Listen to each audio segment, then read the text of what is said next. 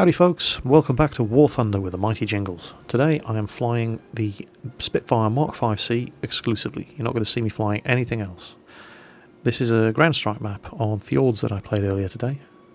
And the Mark 5 Spitfire was actually a stopgap measure. It rushed into service as a counter to the Junkers 86, which could fly and bomb from 12,000 metres, and Fighter Command didn't have anything that was reliably capable of intercepting them.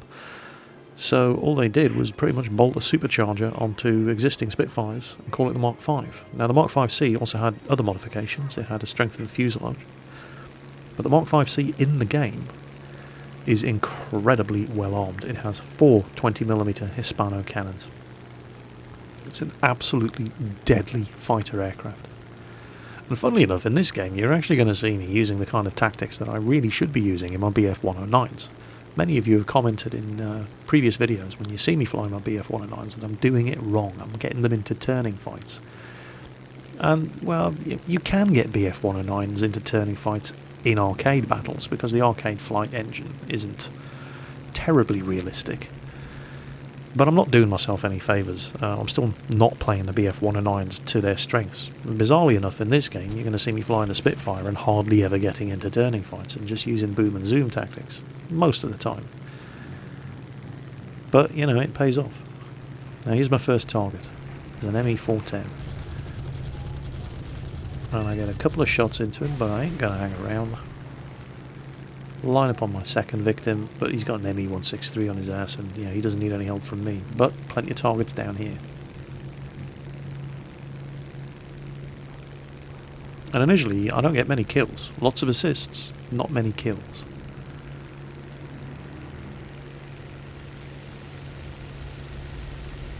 And you're next.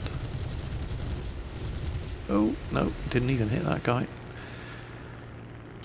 Climb, build up some more speed, and yep, you're next. These little things are bloody dangerous.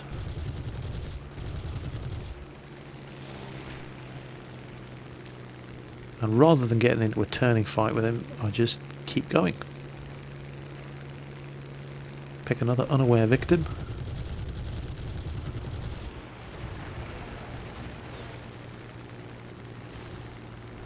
And he had more than enough friendly fighters on him that I don't need to hang around and waste time coming around, turning, trying to get back on him. Just screw that, keep going, use the speed that you built up in the dive, exchange that for altitude, maintain your energy advantage, make sure you're safe, reload your guns, turn around, look for another victim. And the thing about the way I play this game, it's kind of like why I like World of Tanks so much. World of Tanks is a first-person shooter for old people. People whose reflexes are shot, like me. Because it's not a twitch reflex shooter the way most first-person shooters are. It's all about tactics, positioning, knowing the strengths and weaknesses of your tank. And I tend to play War Thunder like that because I don't have the reflexes of a 21-year-old. Because I'm old. I'm 42. And so the way you see me playing, it's more about positioning. When you see me playing well, there we go, a kill. When you see me playing poorly, it's because I'm not playing to my strengths, which is situational awareness, picking your victims carefully. And when you do see me playing well, like in this game, it's not about superior dogfighting skills, because I don't have superior dogfighting skills. What I'm good at is picking the right target and knowing when to disengage from that target. If you watch what I'm doing, you'll see that I always go after the targets that don't have any friends. The kind of targets that there is nobody flying nearby him who will be in a position to jump onto my tail when I go after this guy. And that's what gets me kills, as opposed to getting me killed. And the times you see me failing are usually when I forget to do that. And people often ask in the comments, you know, Jingles, how do you manage to get somebody off your tail? Every time I get somebody on my tail, I get shot down. You know, how do I not do that? I'm probably the wrong person to be asking. You know, if I get somebody on my ass, they tend to shoot me down too, unless somebody shoots them down, you know, shoots them off my tail for me. And that's how I manage it. I try to stick close to to friendly fighters, and if I've got a choice of two targets, I tend to go for the one at the back, because if you go for the one at the front, the one at the back slots in on your tail, and time after time after time I get such easy kills because people get tunnel vision. Getting yourself fighter rescuer or bomber rescuer by shooting down people who are just determined that they're going to kill the guy they're shooting at, and they don't care that you're sitting behind them. Or they just sit there and they're thinking, just a couple more seconds and I can get this guy. Well, yeah, just a couple more seconds and I can get you. Like this fella here. There you go. So utterly determined and killing the target in front of him. He just didn't care that I was pouring 4 20mm cannons into his back. But I'm low and slow here, so I need to gain some altitude, and climbing right into all those enemy fighters was not a fantastic idea. When you're low and slow, you're vulnerable. You need to either be fast or high, preferably both. Now, P-47D is kind of dangerous. Oh, there you go. Moment of inattention there. Did not see that guy. That guy could have ended my game very, very, very quickly.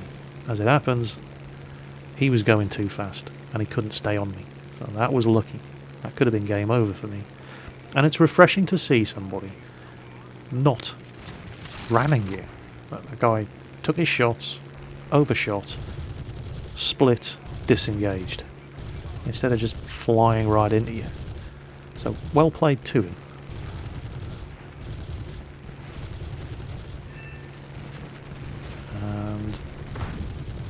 And brake, and don't get yourself hit by friendly aircraft who are determined to kill that Thunderbolt and don't care if you're in the way. And this is why I love War Thunder. When you see me doing well, as I'm doing well in this game, it's because I'm paying attention to what's going on. It's not all about dogfighting skills, because I really don't have dogfighting skills. As I said, I'm just too old and my reflexes aren't good enough. But what I do have is the ability to read the battlefield, pick the right target, like that. Keep an eye on your radar, keep an eye on your map at all times. Keep checking your back. Clear your 6, make sure nobody's on you. If somebody is on you, you can't shake them. Fly towards enemy fighters. They will be only too happy to get an easy kill by swatting somebody down who's intent on killing me.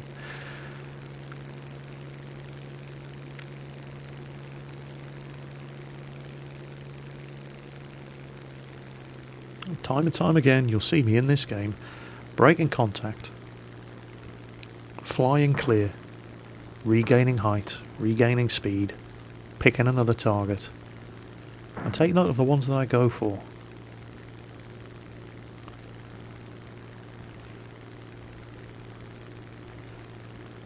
Now, here we go, decision time. Whole bunch of targets there, and the one that you choose to go after, well, there we go. This fella's... And you can see in the enemy team doing this in this game over and over and over. Isolated, cut off, in aircraft that really, really, really don't want to be going anywhere alone. Just making themselves easy kills. I'm going to run out of ammo before I kill this guy. Oh, there we go, got him. Right, and check that I'm clear, there's nobody nearby, fine, go for a reload.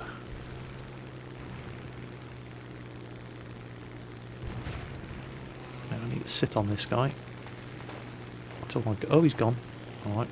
I must admit, at this point in the game, I wasn't entirely sure if that guy would... I thought he'd just... I wasn't sure if he'd been shot down or not. I couldn't see the kill message in the message window. And yet... And I could still see him there. But that's just him crashing. And again. Brake. Get clear. Oh, spotted somebody on the radar, but he'd been shot down. Go looking for your next victim. And select your targets with care, guys. If you see two fighters... I mean, often you'll see me pulling up the screen, the score screen, and looking. And what I'm doing is I'm not just checking to see how well I'm doing, I'm looking to see who's doing well on the enemy team. And I do that for two reasons. One, keep an eye on them, because they're a good player, and I don't want to be their next victim. And two, keep an eye out for an opportunity to kill them. And that's something you never see in a World of Tanks replay. Ah, that guy's their most dangerous player. I must go after him. It just doesn't happen. But, you know, look for those opportunities. You spot the guy on the enemy team who's doing the most damage, and if you just take advantage of a moment of inattention, with 4 20mm cannons on your wings, it does not take long to shoot down an enemy aircraft. Okay, I'll get this guy first. Coming out in the dive, I can kill him, yep, and I still have the speed to catch this Focke-Wulf 190. And look at the position this guy's put himself into. Just count the number of enemy aircraft that were just spoiling for shots at these guys.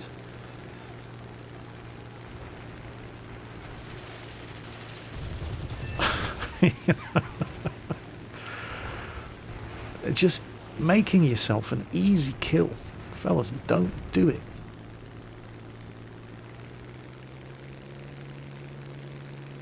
And there's no special amount of teamwork going on here between myself and the rest of the team. I mean, it's not like we're communicating with each other or anything. I'm just... and you shouldn't expect that in arcade battles. You should expect nobody to be, you know, using teamwork tactics. But that doesn't mean you can't. Look at what your team are doing. Take advantage of their positioning. Here we go. There's another kill. Well, another assist. Wasn't the furthest one forward. I didn't make myself a target for that guy. He was going to die. There was something like 4 or 5 of us on him. He isolated himself, flew off alone, got swarmed by enemy fighters. And yeah, he's going down, but there's no reason why you need to make yourself the one that he's going to take with him.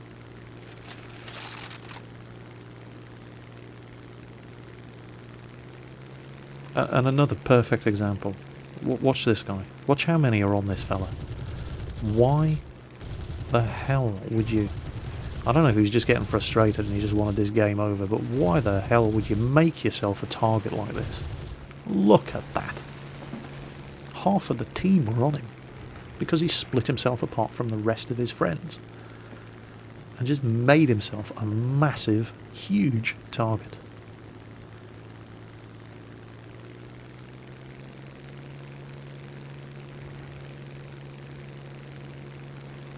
Oh, that was a good kill. Just that fella just disintegrated. And we're not going to win. I mean, this is a ground strike mission, but we're not going to win this by destroying the ground targets. We're going to run them out of aircraft. We're just going to kill everybody. And that's how we're going to win this game.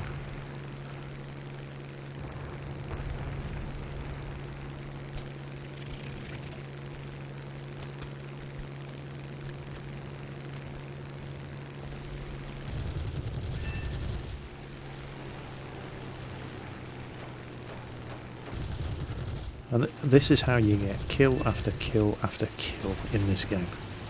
Taking advantage of other people's inattentiveness. So determined. Oh, out of ammo. Gonna have to reload, come back and get that medium tank for a cheap 1200 XP. But yeah, taking advantage of people who just only care about what's right in front of them. If you can't be good, be sneaky.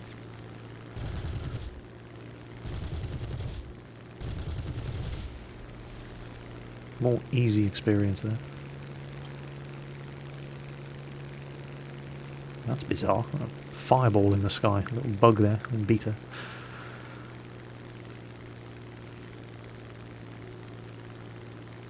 And I mean, we've got this fighter screen up guarding all of our ground targets, and everybody that tries to get through just gets shot down. And now they're down to the real dregs of the aircraft left on the enemy team. They don't have a lot that's good. Ju-87. And yeah, there we go. He's split up, isolated from any friendly fighter cover. Need to be careful though. If this is a Ju-87G, or even a D with his 20mm or 37mm cannons, he can quite easily kill me. But no, he's trying to get away. Oh, he's an ME-163 on his tail. Poor guy, poor guy. And actually, this is what's the right way to put this? We had, I think, 2 jets in this game, and the enemy team didn't have any. And ooh, I need to get out of here. Right over the enemy destroyers. Don't want to get killed. That would just be embarrassing, getting killed by flak. The matchmaker, I mean, it is a beta test. The matchmaker is not perfect, not by far. You get up to this sort of level, flying rank 12 aircraft, you're going to start getting into games with lots and lots and lots. Well, not lots, but you're going to get into games with some jet aircraft.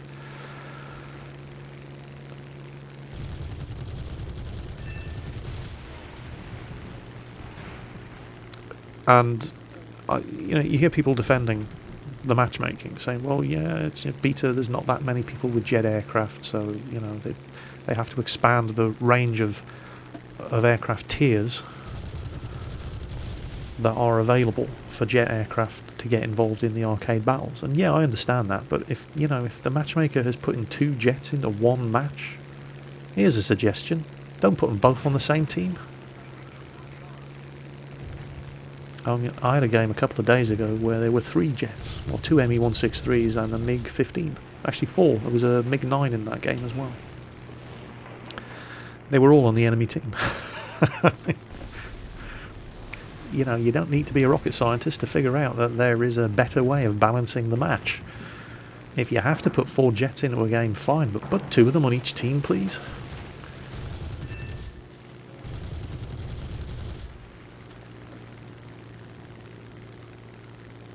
And, you know, for those of you who haven't been paying attention, I am still flying the same aircraft I launched with. I finished this match. I took 1 hit in this game. I finished this match with an aircraft at 98% condition. And it wasn't because I'm a great dogfighter, because I'm not a great dogfighter. It was because of the way I selected my targets and took advantage of mistakes that enemy players were making.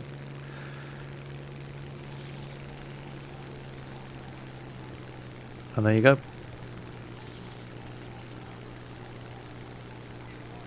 Not a bad result at all. Now, I didn't get the most points. I think the ME-163 driver got that. But that's not bad. And that's a good amount of XP and credits as well.